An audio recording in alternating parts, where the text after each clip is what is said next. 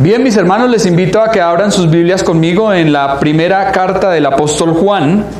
Nos encontramos en el capítulo 2 para el día de hoy. Vamos a estar dando observación a los versículos 16, 17 y 18. Vamos a procurar estar en quietud, vamos a evitar estar saliendo y entrando y eso distrae y perturba la enseñanza. Entonces les pido por favor quietud mientras se predica la palabra de Dios. ¿Bien?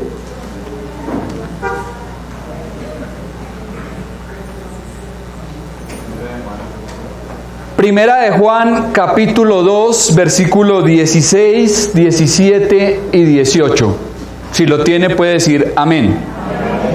Bien, dice así la palabra de Dios. Vamos a darle observación al texto. Porque todo lo que hay en el mundo, los deseos de la carne, los deseos de los ojos y la vanagloria de la vida, no proviene del Padre, sino del mundo. Y el mundo pasa y sus deseos, pero el que hace la voluntad de Dios permanece para siempre. Hijitos, ya es el último tiempo, y según vosotros oísteis que el anticristo viene. Así ahora han surgido muchos anticristos, por esto conocemos que es el último tiempo. Amén. En el contexto veíamos que el apóstol Juan hablaba de un amor peligroso, de un amor dañino, enfermizo, y es el amor al mundo. Decíamos que Juan es el apóstol del amor y vemos que durante su carta nos ha venido hablando acerca del amor, pero llegó a un punto en donde habla de un amor peligroso. Dice, no améis al mundo, ni las cosas que están en el mundo. Si alguno ama al mundo, y entendemos por mundo que no es la creación, sino que es el sistema de pecado que se opone a Dios. Es ese sistema que va en contra de Dios y de su voluntad. Y ese sistema es el que no podemos amar. No podemos tener afecto por lo que Dios odia, por lo que Dios aborrece. Entonces Juan dice, no améis al mundo, ni las cosas que están en el mundo, porque si alguno ama al mundo, el amor del Padre no está en él. Es decir, que no ha conocido a Dios. O amamos a Dios, o amamos al mundo, pero no hay términos intermedios. Veremos que Juan será muy claro, o estamos en luz, o estamos en tinieblas. O somos hijos de Dios, o somos hijos del diablo. O tenemos la vida, o tenemos la muerte. Pero no hay puntos intermedios, no hay términos intermedios. O somos, o no somos. Ahora lo que acabamos de observar aquí en el versículo 16 es que dice, porque todo lo que hay en el mundo, los deseos de la carne, los deseos de los ojos y la vanagloria de la vida, no proviene del Padre, sino ¿de quién? Del mundo. Se destacan ahora los elementos que componen al sistema impío y malo, o sea, al mundo. Muchas cosas que el sistema ofrece parecen atractivas y deseables, pero su verdadera naturaleza es dañina, perjudicial y satánica, que cautiva el alma de los hombres y se opone contra el conocimiento de Dios.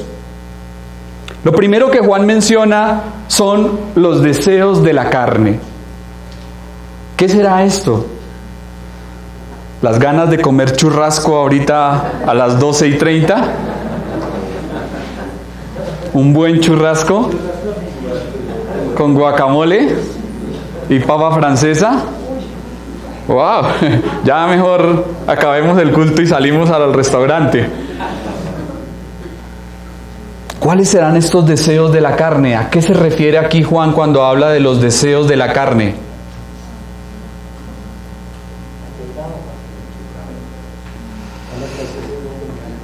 Esta concupiscencia se refiere al antojo, el apetito que excita al placer. Son los deseos apasionados de autosatisfacción que brotan de la naturaleza caída, corrupta y pecaminosa que reside en el hombre. La carne siempre va a querer ¿qué? ¿Qué quiere la carne? Que la alimenten, que la satisfagan, ¿sí? Que la nutran. Deje de darle carne a la carne por un buen tiempo a ver cómo se pone. Igualmente nuestra naturaleza carnal, caída y pecaminosa continuamente se desenfrena por los deleites carnales. Por eso es tan fácil que mucha gente se entregue ¿a qué cosas? Mucha gente se entrega de una manera desbordada y desmedida ¿a qué cosas? A la gula, al placer, a la glotonería, al adulterio, a la fornicación, a la inmundicia, a los pleitos, los celos, las contiendas. Otros participan de borracheras, de orgías y cosas semejantes que la palabra de Dios amonesta. Dice claramente que los que practican tales cosas no heredarán el reino de Dios. Y usted amonesta a alguien que vive de esa forma y le responde, yo soy así y así me hizo Dios. Mucha gente le dice a uno de esa manera, le responden a uno, no, es que yo soy así y así me hizo Dios. Pero, ¿será cierto esto? Dios no lo hizo para que usted viva en su carne. Dios lo ha creado para que usted, por el Espíritu, haga morir las obras de la carne. Dios lo ha creado para que usted viva para Él y le honre y le glorifique y le ame y le sirva. Pero que usted ha sido un corrupto y se ha desviado y se ha apartado del propósito de Dios, eso es otra cosa. Dios no lo creó así, ni Dios lo hizo para eso. Satanás tentó a nuestro Señor diciendo, di a estas piedras que se conviertan en ¿qué? En pan. ¿Y lo hizo cuándo? ¿Cuándo lo hizo? Después de un ayuno de 40 días. 40 días llevaba nuestro Señor ayunando, y dice el texto allí que tuvo hambre y vino a él el tentador Satanás y le dijo, di a estas piedras que se conviertan en pan. Lo estaba atacando por esa área, por esa parte, los deseos de la carne. Pero también recordemos cuáles fueron las palabras de nuestro Señor. No solo de pan vivirá el hombre, sino de toda palabra que sale de la boca de Dios. Así que el alimento más provechoso, mis hermanos, y nutritivo que podemos ingerir no es el que tiene más calorías, vitaminas, carbohidratos y probióticos. No es ese. Es la palabra de Dios, la que nutre, alimenta y fortalece nuestras almas y nuestros espíritus. Ella es todo lo que necesitamos para estar sanos y fuertes. Si usted no pasa tiempo en la palabra de Dios, si no se nutre de ella, tal vez será un cristiano débil espiritualmente, raquítico, anémico, enfermo, que cualquier mal lo coge y lo puede hacer caer. Pero si usted está fuerte en la palabra de Dios, tendrá en ella una defensa, una fortaleza para resistir los embates del maligno. Notemos que Satanás también tentó a Eva apelando a los deseos de la carne e insinuándole que debía comer el fruto prohibido. La misma tentación, los deseos de la carne. Alguien dijo, la trampa de Satanás es siempre la misma. Lo único que cambia es la envoltura, el papel de regalo. La trampa es la misma, solamente le cambia el empaque y la lleva y la presenta de otra forma. Vivir en la carne también nos habla de ser extravagante en la gratificación de los deseos.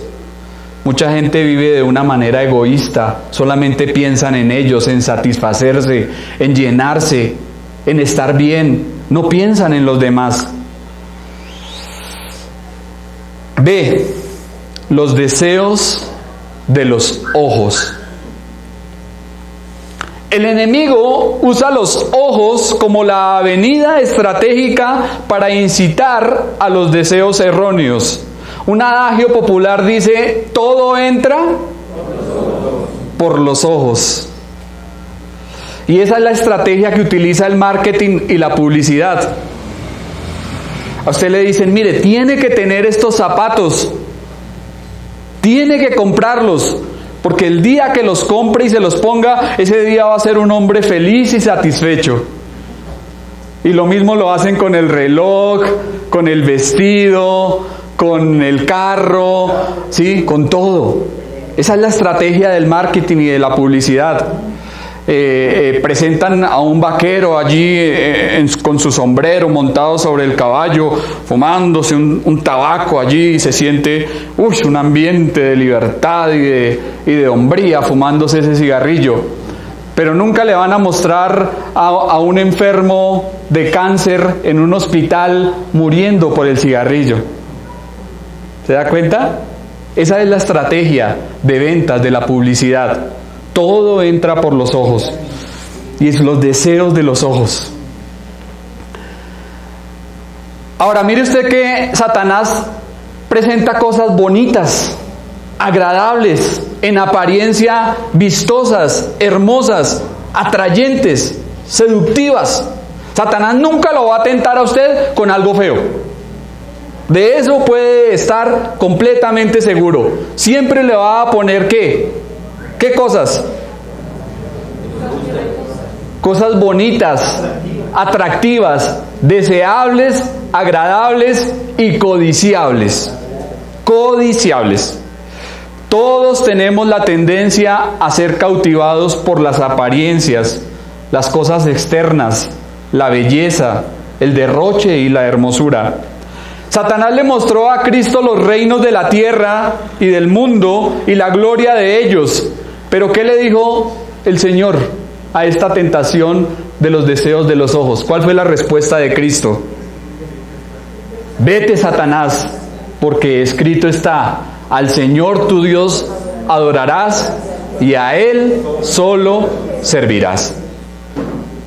De manera, mis hermanos, que debemos ser muy cuidadosos con lo que nos permitimos ver.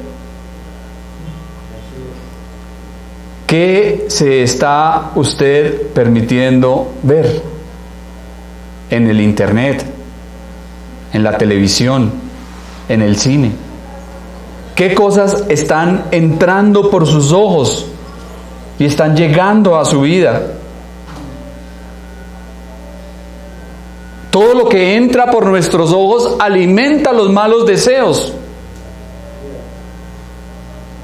Entonces debemos de tener cuidado. El Señor es más enfático, ¿no? Dice, si tu ojo te es ocasión de caer, ¿qué debes hacer? Quítelo, sáquelo. Porque mejor es entrar en el reino de los cielos sin un ojo tuerto, ¿sí? Que no con los dos ojos perderse en el infierno. Y si tu mano te es ocasión de caer, córtala. ¿Sí? Si usted sabe que es débil en ciertas cosas, en ciertas áreas, y sin embargo se está permitiendo alimentar esos malos deseos, no lo haga. Corte con eso, quítelo de su vida, no lo permita. Tenga mucho cuidado, porque nuestro enemigo, el diablo, puede sacar de su colección de trampas algo con lo cual lo pueda hacer caer. Tenga mucho cuidado. Cuando uno va de pesca, siempre utiliza los señuelos más vistosos, los que tienen mejor color, mejor olor, mejor movimiento. ¿Y por qué? Porque son los que atraen a los peces, ¿sí? Con esos señuelos uno está casi a la fija de que los peces van a caer cautivos. Después de que muerden ya quedan agarrados y pierden la vida. Y debemos de tener cuidado con estas cosas, los deseos de los ojos. Los deseos de los ojos. Finalmente habla de la vanagloria de la vida. La frase alude a la arrogancia por las circunstancias favorables, que produce complacencia y ostentación de la que se posee para impresionar a otros. ¿Se han dado cuenta que generalmente la gente alardea de lo que es, de lo que tiene, de lo que ha conseguido? A veces yo me he encontrado con personas que ni siquiera conozco y terminan diciéndome, ay, ¿cómo le parece que compré una casa en tierra caliente y ahora sí tengo donde ir a temperar? Y bueno, pero si yo no lo conozco, ¿a mí qué me importa? Pero la gente quiere presumir y alardear de lo que tiene, de lo que posee, de lo que come, de lo que viste, de lo que viajan, de tantas cosas vanas, porque eso es pura vanagloria. Vanagloria. Algo vano es algo que no tiene contenido, algo hueco. Es decir, que es una gloria que no tiene nada, que no sirve de nada. El único bien de las riquezas mundanas para quien las posee es contemplarlas con los ojos. Entonces la gente dice, compré una casa y tengo que ir a verla. ¿Cómo así? ¿Luego no la vio cuando la compró? Por ahí en la Biblia se habla de un hombre, ¿no? Compré una finca y tengo que ir a verla. La vanagloria de la vida. Esa es la vanagloria de la vida.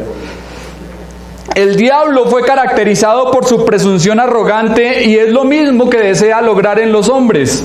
Recordemos al gran rey Nabucodonosor cuando estudiábamos el libro de Daniel. Allí en el palacio real un día diciendo, ¿no es esta la gran Babilonia que yo edifiqué para casa real con la fuerza de mi poder y para gloria de mi majestad? Qué orgullo, ¿no?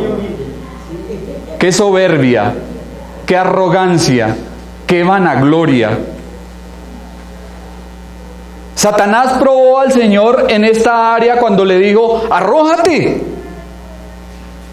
hazlo con soberbia, desafiante, ¿sí? Tírate. Escrito está, a sus ángeles mandará para que te guarden en todos tus caminos y tu pie no tropiece en piedra. Lo que le estaba proponiendo al Señor era que se exhibiera de una manera arrogante y desafiante contra el Padre. Exhíbete. Y eso es lo que hace la vanagloria de la vida. ¿Sí? Muéstrese.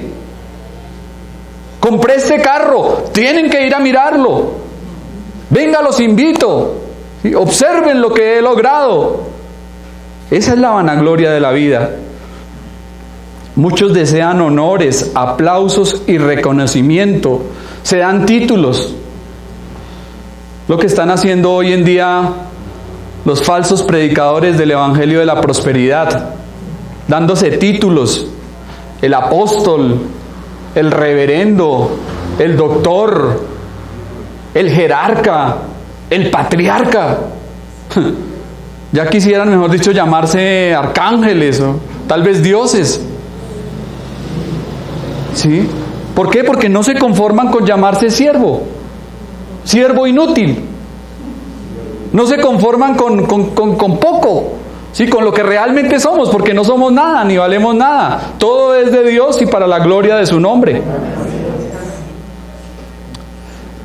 El cristiano fiel y verdadero pasa desapercibido por el mismo mundo en donde su Señor fue despreciado y maltratado.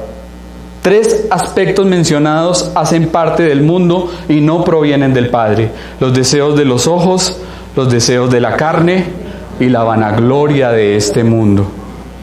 Versículo 17. Y el mundo pasa y sus deseos, pero el que hace la voluntad de Dios permanece para siempre. Otra razón por la que el cristiano no debe amar al sistema de pecado, el mundo, es porque está pasando. Está en proceso de desintegrarse.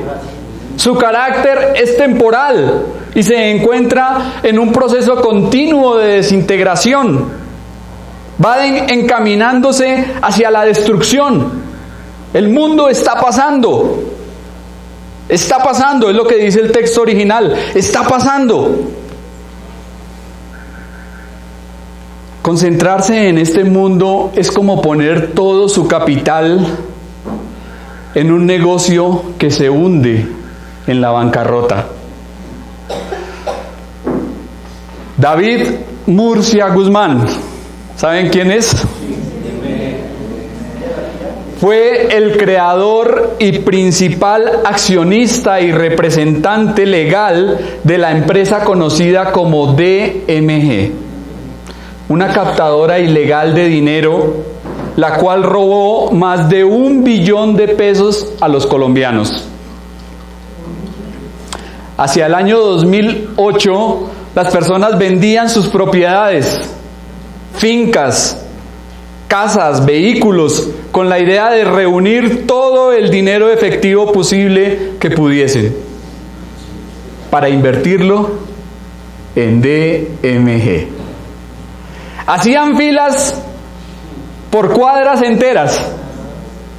La gente allí con su platica: no, es que estoy feliz porque por fin puedo tener la plata en efectivo para llevarla a DMG.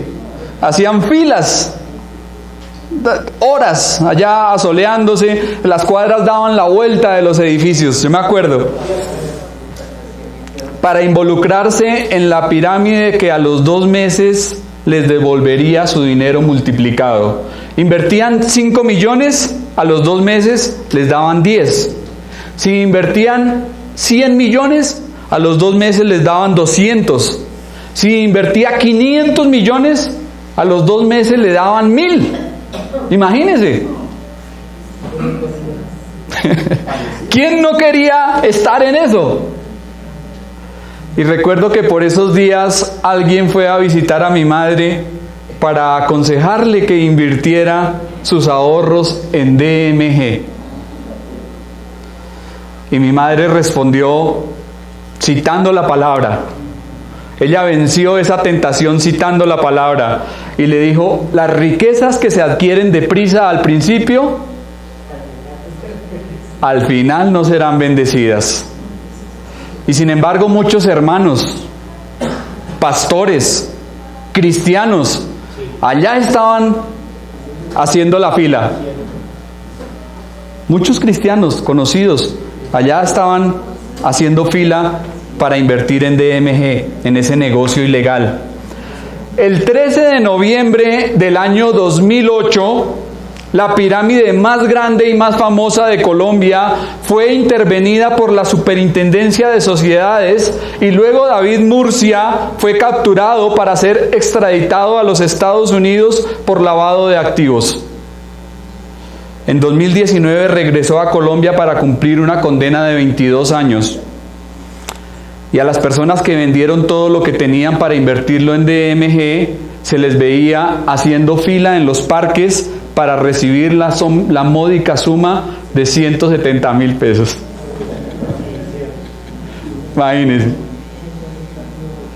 Imagínense, hubo gente que invirtió hasta 1.000 millones de pesos, vendieron casas, carros, fincas, y fueron y llevaron allá 1.000 millones de pesos, para después ir a tener que hacer una fila en un parque para reclamar 170,000 pesos.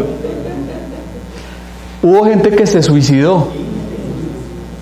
Yo supe de casos de personas que cuando esta pirámide se cayó, se suicidaron, perdieron la vida. Invertir, mis hermanos, en DMG es lo mismo que invertir en este mundo. El mundo pasa. El mundo está pasando. Está pasando. No tiene futuro. Es pasajero y se está desvaneciendo. Va rumbo al completo fracaso. Entonces, sabiendo usted esto, mi hermano,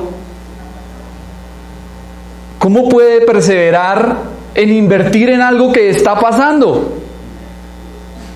¿Cómo puede tener sus afectos en este mundo, sabiendo que el mundo pasa? Todo este sistema corrupto un día se disipará como una estrella refulgente que brilla y luego desaparece en la oscuridad. El mundo es pasajero y los que viven para él sufrirán gran pérdida. En contraste, dice Juan, el que practica continuamente la voluntad de Dios permanece para siempre. Permanecer es sinónimo de perdurar, de persistir, de quedar y vivir. Entonces decimos, el que hace la voluntad de Dios perdura, queda y vivirá para siempre.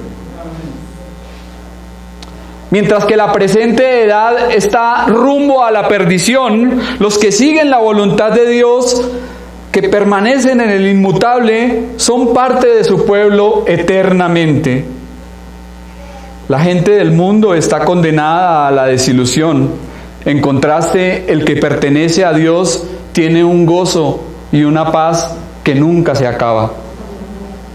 Permanece para siempre. Entonces, como reflexión práctica podemos preguntarnos, ¿a qué le estamos dedicando nuestra vida?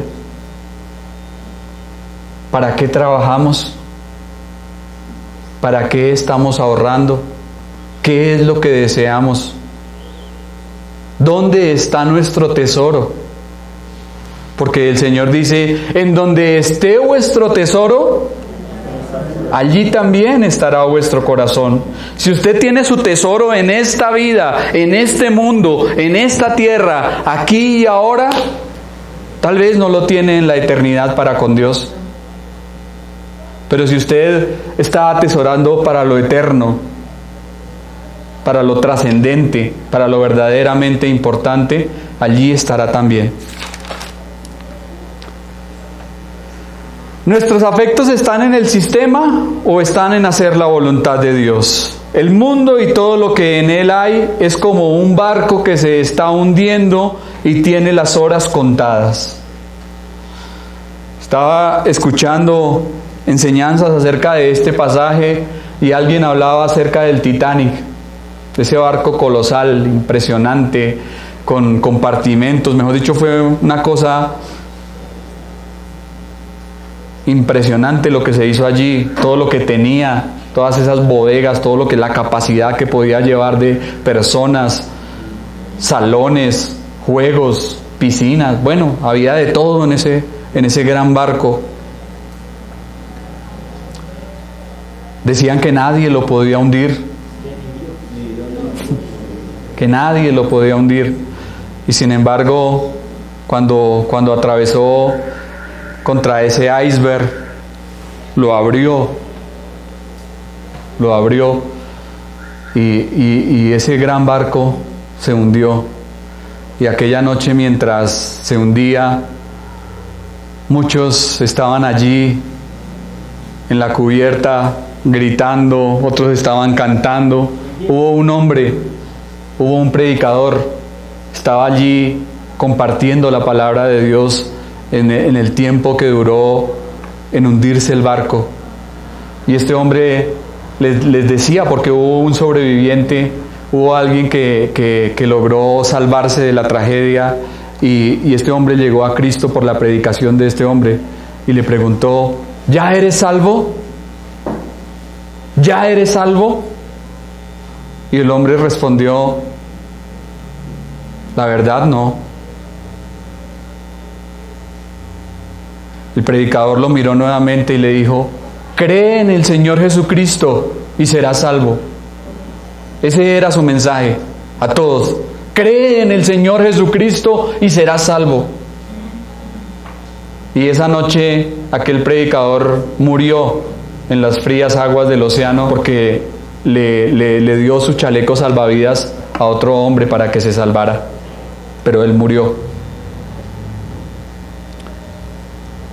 ¿En dónde está nuestro tesoro? ¿En dónde están nuestros intereses? ¿En este mundo? Si ponemos nuestras prioridades en las cosas de este mundo, estamos invirtiendo mal, como los que siguieron a DMG. Pero si lo estamos haciendo en lo eterno, en el Señor, si estamos pensando en Él, estamos invirtiendo bien. El mundo pasa y todos sus deseos, pero el que hace la voluntad de Dios permanece para siempre. Terminamos con el versículo 18. Hijitos, ya es el último tiempo, y según vosotros oísteis que el anticristo viene, así ahora han surgido muchos anticristos. Por esto conocemos que es el último tiempo. Juan emplea otra vez la expresión hijitos, y es una forma paternal y afectuosa, es un término cariñoso. No es que esté mostrando desprecio por sus lectores, al contrario, les está tratando como si fuesen sus propios hijitos, hijitas, hijitos. Ya es el último tiempo, les dice, la última hora u hora postrera, el momento final. Aquí representado figuradamente como el último tiempo fijado en los consejos de Dios para el panorama humano. Ahora imagínense, si Juan escribe esto hace más de 19, 20 siglos y dice que ya estamos en el último tiempo, ¿cuánto más nosotros? Vivimos en esa última hora. Este último tiempo se extiende o se prolonga desde el día de Pentecostés hasta el día que nuestro Señor regrese nuevamente a la tierra. Estamos viviendo esos últimos tiempos, esos días postreros, esos días finales. Ya es el último tiempo. Y notemos que cada época ha tenido impresas las señales de los últimos tiempos. ¿Para qué? ¿Para qué Dios ha permitido que cada época de la historia tenga impresas esas señales de los últimos tiempos? Para que estemos atentos, para que velemos, para que estemos preparados, para que deseemos más intensamente la venida de nuestro Salvador. Somos dejados en algo de duda acerca de este último tiempo para que no estemos especulando como muchos lo han hecho. Por ahí he visto por internet que muchos predicadores han osado en decir: no, ya el Señor viene en tal fecha, y colocan fecha, el día tal, a la hora tal, en el momento específico, ¿sí? Dan el día y la hora señalado. Pero ¿será que eso está bien? La Biblia no nos dice eso, la Biblia no nos enseña eso. Los lectores de Juan habían sido enseñados acerca de que surgiría un anticristo antes de la venida de Cristo. ¿Y quién es este anticristo? Juan dice acá: hijitos, según vosotros oísteis que el anticristo viene. ¿Quién es este anticristo? ¿A quién se refiere? A las iglesias. ¿A quién? A las iglesias. No. Al anticristo. ¿Quién es el anticristo?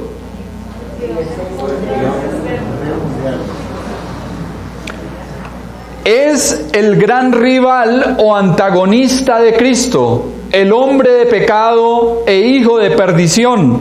Se refiere al gobernante mundial que vendrá al final de los tiempos y que por poder de Satanás tratará de usurpar al Cristo verdadero oponiéndose a él.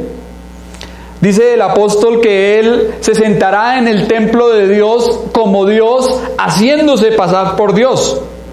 Es decir, que este personaje pedirá que se le adore, como si fuese Dios mismo. Demandará que se le adore.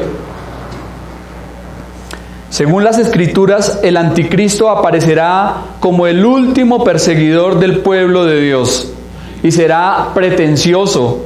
¿Recuerdan cuando hablábamos de él en el libro de Daniel, en el capítulo 7? Cuerno pequeño, y decíamos que hablará cosas grandes, blasfemias y cosas horribles contra Dios. El anticristo es una especie de encarnación de Satanás en Apocalipsis y se describe como la bestia que sube del mar. Será un dictador mundial con enorme poder político y religioso. Pero notemos algo, y es que desde que la iglesia empezó en Pentecostés hace más de 2000 años, la mayoría de gente se ha esforzado por identificar a este personaje. Muchos dicen que fue Adolfo Hitler. También dicen que fue Nerón, Calígula, Napoleón, Lenin, Bill Clinton, o el presidente ruso que murió esta semana, Mikhail Gorbachev, Saddam Hussein, Tony Blair, Ronald Reagan, porque ahorita al final decían que este hombre Ronald Reagan tenía 3 nombres y cada uno de esos nombres tenía 6 letras. Entonces que el nombre de este señor era 666. Como rebuscado, ¿no? John F. Kennedy, el príncipe Carlos, Barack Obama, Bill Gates y muchos más. Pero para el apóstol, la negación del Hijo de Dios y su relación con el Padre corresponde al espíritu del anticristo, al espíritu de anarquía que ya está operante. En realidad a Juan no le importa ni le interesa el individuo malo del futuro. Él se preocupa por los lectores y por lo tanto les advierte que el espíritu del anticristo ya está entre ellos. Ya está, por eso les dice, han surgido muchos anticristos. Han surgido muchos anticristos, es lo que Juan dice. ¿Y quiénes son esos anticristos que han surgido? Son literalmente aquellos que se oponen a Cristo, que se oponen al Señor y a las cosas del Señor, los que hacen oposición al Evangelio y a la iglesia de Cristo. También los líderes de sectas y falsos maestros que se presentan a sí mismos como sustitutos y únicos representantes de Cristo. Si alguien dice, yo soy el representante de Cristo en la tierra, es un anticristo, un usurpador. Está ocupando un lugar que no le pertenece ni le corresponde. Porque ¿quién es el vicario de Cristo en la tierra en este momento? El Espíritu Santo. Correcto. Los anticristos han estado merodeando por el mundo desde los mismos comienzos de la iglesia e incluso llegarán a ser miembros de ella, como ya veremos en el contexto. En el versículo 19 nos dirá, salieron de nosotros, pero no eran de nosotros, porque si hubiesen sido de nosotros, habrían permanecido con nosotros. Es decir, que estos anticristos llegaron a estar dentro de la iglesia. Llegaron a infiltrarse entre los elegidos de Dios, pero salieron. De modo que el espíritu del anticristo no es solo un fenómeno de este siglo, viene desde los días de Juan, desde el principio de la iglesia.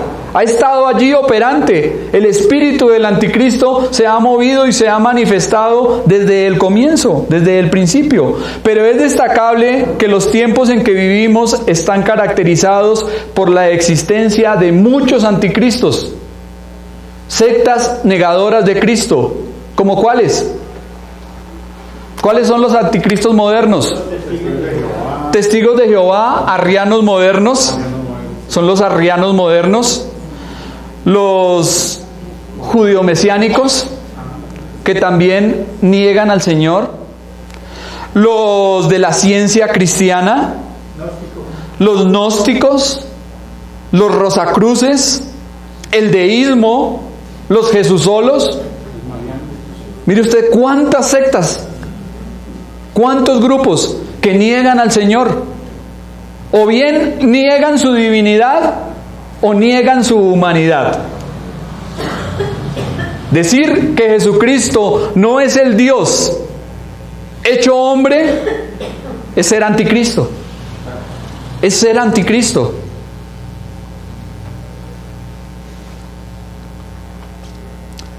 Entonces, mis hermanos, nuestro deber es enseñar la palabra de Dios con claridad y cuidado a los más débiles que están en nosotros, para que no sean presa de esos falsos maestros que vienen vestidos de oveja, pero que realmente son lobos rapaces. Entonces, en conclusión, mis hermanos, mire usted, la palabra de Dios es nuestra defensa contra lo que el mundo ofrece, los deseos de la carne, los deseos de los ojos y la vanagloria de la vida. Pero también la palabra de Dios es nuestra ayuda frente a todos esos falsos cristos, esos falsos maestros y esos anticristos que se levantan en la actualidad.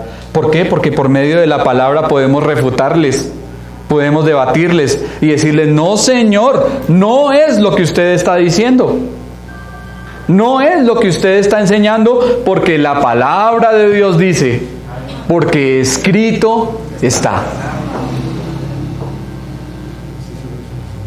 Entonces, por eso es importantísimo y necesario que nosotros conozcamos la verdad, que la practiquemos, que la vivamos y que la tracemos oportunamente, como debe ser en su momento necesitado. Amén. Padre, te damos muchas gracias, Señor, por esta tu palabra. Gracias porque por medio de ella, Señor, nos adviertes y nos muestras, Señor, cómo es la tentación del diablo. Satanás, Señor, es un engañador, es mentiroso, es homicida, es padre de mentira, es el Dios de este siglo y príncipe de este mundo. Señor, pero tú nos muestras cómo maquina y cómo opera para seducir, para engañar, para esclavizar y echar a perder a los hombres. Señor, gracias porque tú nos das la sabiduría por medio de tu bendita palabra para estar firmes. Ayúdanos, Señor, a permanecer en ella y ayúdanos, Señor, a ponerla por obra, a obedecerla y a amarla, Señor, para vivirla. Te damos gracias, Señor, por esta tu palabra en este día, en el nombre de Cristo Jesús. Amén. Bien, mis hermanos, invito a mis hermanos colaboradores a pasar al frente. Hermano